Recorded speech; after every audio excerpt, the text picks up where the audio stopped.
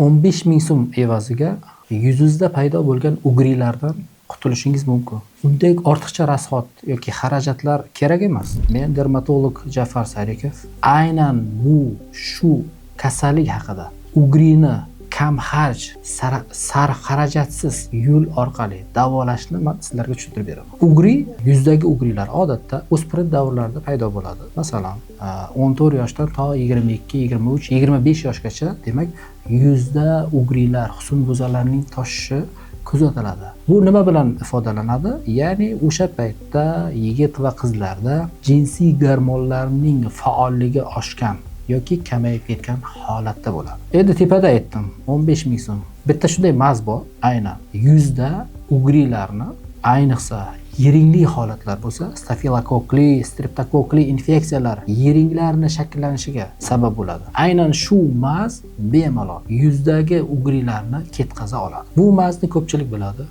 Ko'pchilik dermatolog sevib tavsiya qiladigan mazlardan biri hisoblanadi. Ixtiyol maz, tarkibi ixtammol. Ba'zi bir dorixonalarda 13 ming so'm turadi. Ba'zi bir dorixonalarda 15 ming so'm turadi. Aynan shu mazning o'zi yuzdagi ugrilarni deyarli 80-90% ketkazadi. Ayniqsa ugrilarning 2 va 3 darajali bosqichlarida bu maz juda yaxshi ishlab beradi. Xo'sh, bu maz nima qilib beradi? Yuzda yiringli o'choqlarning paydo bo'lishida aynan bu mazning ta'siri juda ham yaxshigina ijobiy ta'sir qiladi. Bu birinchi navbatda yuzda yallig'lanishga qarshi.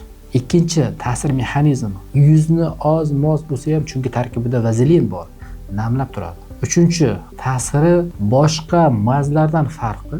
Boshqa mazlar ham yiringni chiqarib beradi, lekin bu maz yiring yig'ilgan qopcha bilan chiqarib oladi. Keyin u qopcha bo'lmasa teri ostida, yiring qayerga yig'iladi? Demak, tasavvur qilingki, demak bu mazdan keyin ugrining qayta paydo bo'lishi ancha-munchaga kamayib ketadi. Bu mazni foydalanishda ehtiyot bo'lishimiz kerak. Yiring yuzalariga yupqa qilib surishdan boshlanadi. Birdan qalin qilib surmasdan, chunki yo terini qizdirib qo'yishi mumkin yoki terining kuydirib qo'yishi mumkin. Shuning uchun surayotganda bemorlar yupqa qilib surishdan boshlab to uni qizdirgungacha o'sha bemorning o'zi his qiladi. Shu qalinlikkacha olib boradi, kuniga 2 mahal ertalab va kechqurun surib, to yiring chiqib ketgunga qadar shu mazdan foydalansa bo'ladi. Albatta, mazni surib bo'lganimizdan keyin uni strech klyonka bilan yopib qo'ysak ancha yaxshi bo'ladi. Mexanizm, u boshqa mazlardan farqi og'ritmasdan yiringni tortib oladi. Og'ritmasdan yiringni tortib oladi. Boshqa mazlardan farqi terini jarohatlamasdan yiringni tozalab oladi. Shuning uchun ham ko'pchilik dermatolog bu ixtiyol mazini, hattoki kosmetologlar ham foydalanadi. Kosmetologlar ham o'zlarining bemorlariga bu mazni tavsiya etadi. Bu maz mo'jizaviy, ham arzon, ham juda samarali ta'sirga ega bo'lgan maz hisoblanadi. Endi ugrisi borlar, ya'ni o'spirin yoshdagi yigit va qizlarda qo'shimcha ravishda, yana kalit so'zlarni aytaman, antibiotik terapiya qilish kerak. Masalan, tarkibida doksasiklin gidroxlorid bo'lgan antibiotikli tabletkalar bor.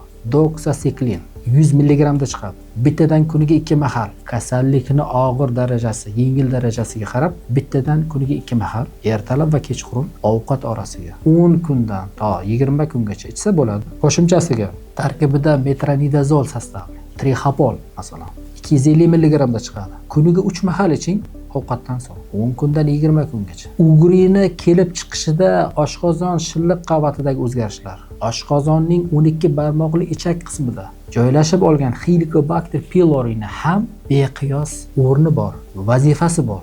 Agar oshqozonning 12 barmoqli ichak qismida o'tayotganda shu joyda joylashgan bu bakteriyalarning soni ko'payib ketsa, ugrilar ham rivojlanadi. Lekin aynan shu yuqorida aytib o'tilgan ikkita tabletkamiz, trihapol va doksasiklin tabletkalar ham ugrini davolashga yordam beradi, ham o'sha Helicobacter pylorini sonini kamayishiga yaxshigina xizmat qiladi. Albatta, ugrida aynan ugrini kelib chiqishida yaxshigina qarshilik ko'rsatadigan yana bitta arzongina tabletka bor. tarkibida vitamin A va E. Ayvit bittadan kuniga 2 mahal 1 oy davomida ovqatdan so'ng ichish kerak. Bu nima qiladi? Bu yuzimizdagi yog' bezlarini sekretsiyasini ajralishini sekinlashtiradi va ugrilar chiqishini kamaytiradi. Ugridan qolgan dog'larni ham Ayvit tabletkasi ketkazadi. Buni faqat erinmasdan, yoddan chiqarmasdan kuniga 2 mahal 1 oy, 2 oy davomida ichsa maqsadga muvofiq bo'ladi.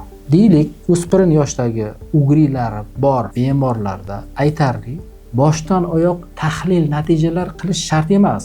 Aynan o'sib kelayotgan yigit va qizlarda ichkarida patologik jarayonlar uncha-muncha bir salbiy tomonga o'zgarmagan bo'ladi. Chunki organizm yosh.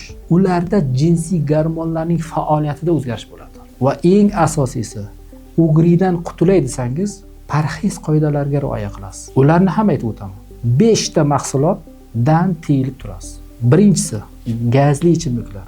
Gazli ichimliklarning har qanday turidan voz kechasiz. Usiz hayotda yashasa bo'ladi. Chunki bu gazli ichimliklar jigar faoliyatiga salbiy ta'sir qiladi. Jigar faoliyatiga salbiy ta'sir qilgandan so'ng jigarning ishlash jarayoni sekinlashadi va organizmni detoksikatsiya qilib berishga qiynalib qoladi. Ikkinchi mahsulot, quruq mevalar, chaqchuqlar deymiz. Pista, bodom, yergong'oq, sho'rdanak, simichkalarga o'xshagan narsalar. Nima uchun mumkin emas? Birinchidan yog'li mahsulotlar, ikkinchidan tepada aytib o'tdim, ugrisi borlarda jinsiy gormonlarda o'zgarishlar bo'ladi. Aynan quruq mevalar, chaqchuqlar jinsiy gormonlar faoliyatiga ta'sir ko'rsatadi. Shuning uchun ham ugrisi borlar bemorlar albatta bu mahsulotlardan tiyilib turish kerak.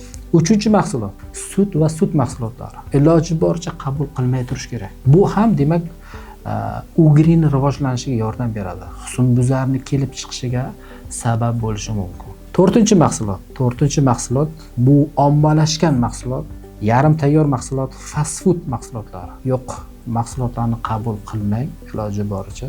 Qabul qilmaganingiz yaxshiroq bo'ladi. Va oxirgisi sitrus mevalari. Banan, mandarin, apelsin, limon, ananas, kivi. Chetdan keladigan mevalar mumkin emas. Ugri rivojlanadi, husnbuzarlar yuzaga kelib qolishi mumkin. Hurmatli vatan tibbiyot kuzatuvchilari, videomiz ma'lumotlari hammasi foydali bo'lgan bo'lsa, like bosing. Aynan shu husnbuzar bor bo'lgan tanishlaringizga yuborib qo'ying. Savollaringiz bo'lsa kommentariyaga yo'llang, albatta javob berishadi. Siz bilan men dermatolog Jafar Sarikov bo'ldi. E'tiboringiz uchun rahmat, salomat bo'ling.